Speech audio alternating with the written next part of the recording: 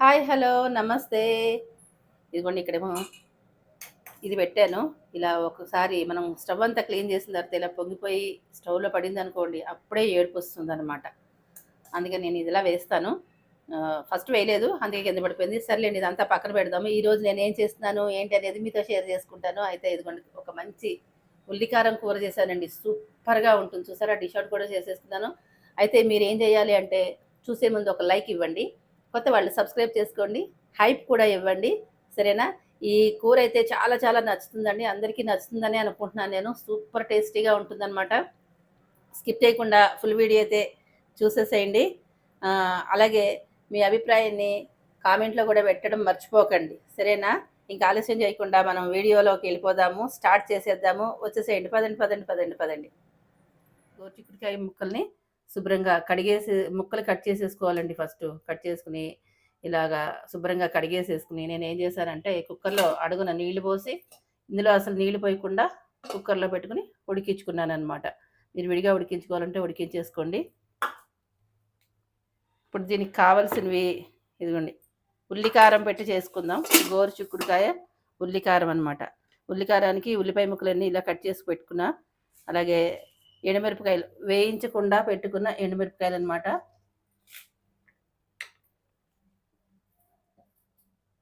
మనం ఇప్పుడు దీంట్లో వేసేసుకుందాం.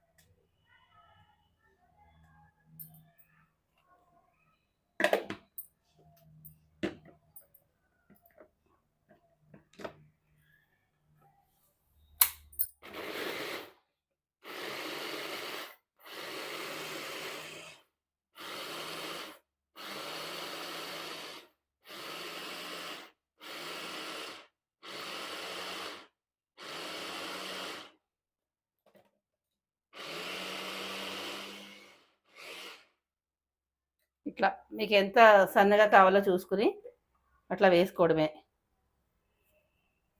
మీరు సన్నగా కట్ చేసుకోవాలి అనుకునే వాళ్ళు సన్నగా కట్ చేసుకోండి. మిక్సీలో వేసుకునే వాళ్ళు జాగ్రత్తగా పల్స్ మోడ్‌లో పెట్టుకుని వెనక్కి ముందుకి తిప్పుకుంటే జస్ట్ ఒక్కసారి తిప్పితే సరిపోతుంది.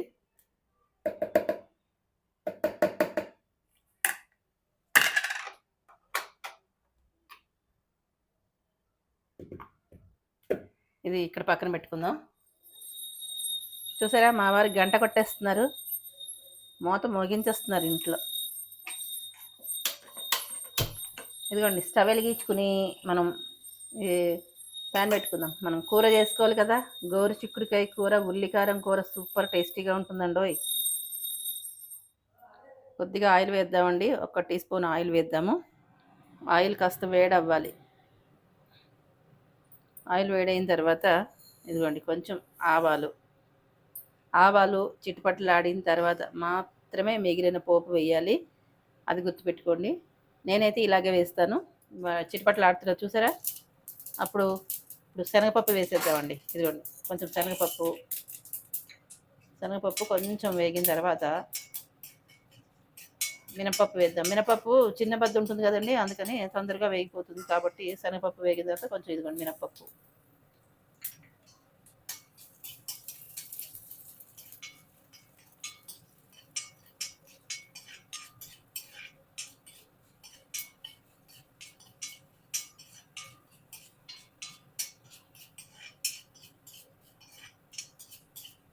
కొంచెం వేగాలి. ఇది చక్కగా వేగుతుంది.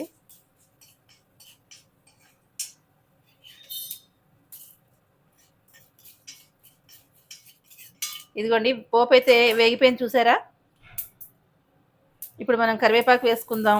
కరివేపాకు సన్నగా కట్ చేసుకుని పెట్టుకున్నాను. పెద్ద పెద్ద ఆకులు ఉన్నాయి, అందుకని సన్నగా కట్ చేసి పెట్టేసుకున్నా. అలాగే జీలకర్ర వేసేద్దాం. ఇదిగోండి ఇవి కలోంజీ అంటారనమాట దీన్ని. ఉల్లి విత్తనాలు కాదు, కలోంజీ. రెండు ఒకేలా ఉంటాయి.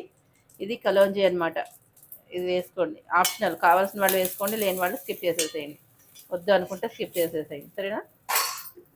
ఇప్పుడు మనం ఇదిగోండి ఉల్లిపాయ ముద్ద ఉంది కదా, ఇది మనం చాపర్లో వేసుకున్నాను చూసారు, అదంతా దీంట్లో వేసేద్దాం మొత్తం.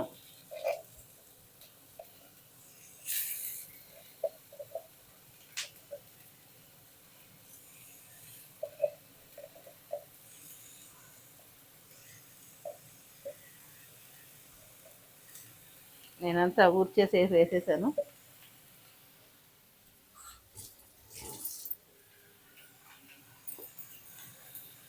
పసుపు,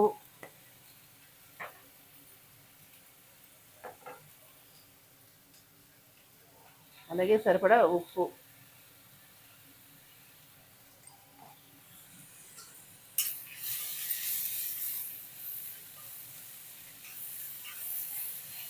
ఈ ఉల్లి ముద్ద బాగా వేగాలండి. ఉల్లిపాయ మనం సన్నగా చాప్ చేసుకుని వేసుకున్నాం కదా, ఇది బాగా వేగాలన్నమాట. ఇది సరిగా వేగలేదు అనుకోండి, పచ్చివాసన వస్తుంది.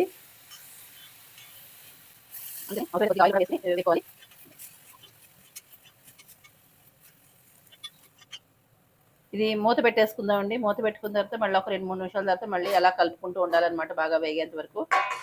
ఇలా మూత పెట్టేసుకుందాం. చూడండి,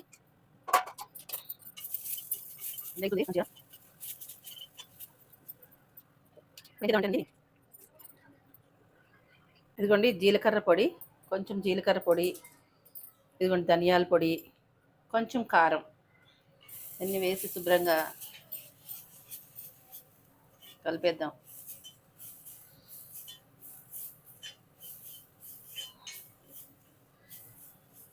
ఇలా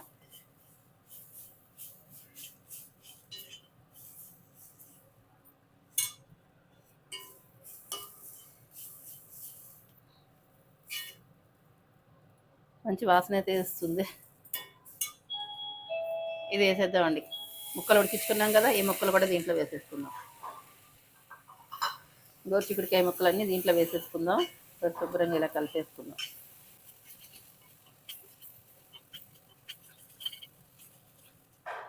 కొంచెం నీళ్ళు అయితే పోద్దాము.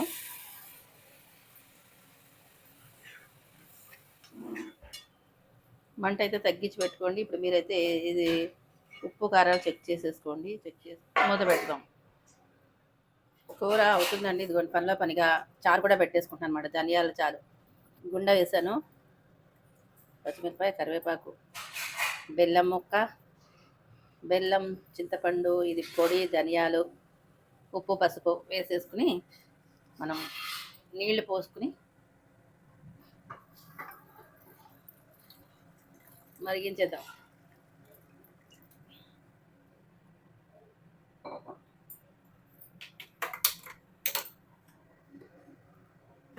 ఇలా మరుగుతూ ఉంటుంది. ఇప్పుడు కూర చూద్దామండి.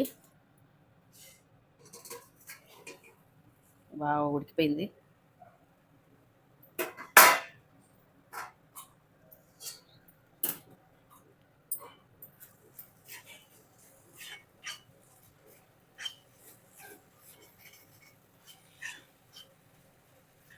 చూసారా, చక్కగా నీళ్ళన్నీ ఎగిరిపోయినాయి, మంచిగా ఉడికిపోయింది. మనం ఇంకేమీ ఆయిల్ వేయలేదు. ఫస్ట్ ఎంత ఆయిల్ వేసామో అదే ఆయిల్ అండి. నేను ఆయిల్ వేయలేదు. మీకు చెప్పాక తక్కువ ఆయిల్తో చేయాలని చెప్పి నేను అనుకున్నాను. అందుకని అన్నీ తక్కువ ఆయిల్తోటే చేసుకుంటాను అన్నమాట. నచ్చిన వాళ్ళు చూసి తప్పకుండా ఇలా ట్రై చేయండి. ఇవాళ రేపు అందరూ కూడా తక్కువ ఆయిల్ తింటేనే మంచిదని నా అభిప్రాయం.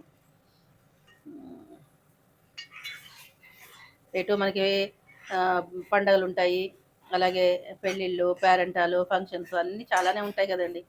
కాబట్టి అప్పుడు లాగించేస్తాం కాబట్టి ఇంట్లో జాగ్రత్తగా చేసుకుంటే బాగుంటుంది కదా అని నా ఆలోచన అన్నమాట. చూడండి, ఇది ఎలాగో ఉడికిపోయింది, ముందే ఉడికించుకున్నాం కాబట్టి ఇంక దీంట్లో మనకి ఉప్పు, పసుపు, అదే ఉప్పు, కారం అన్నీ చక్కగా మసాలా అంతా దీంట్లో పట్టడం కోసమే ఉడికించుకుంటున్నాం అనమాట. చాలా చక్కగా అయిపోయింది. చూసారా, ఇంకా నేను స్టవ్ ఆఫ్ చేసేసుకుంటా, దీన్ని డిష్ అవుట్ చేసేస్తా.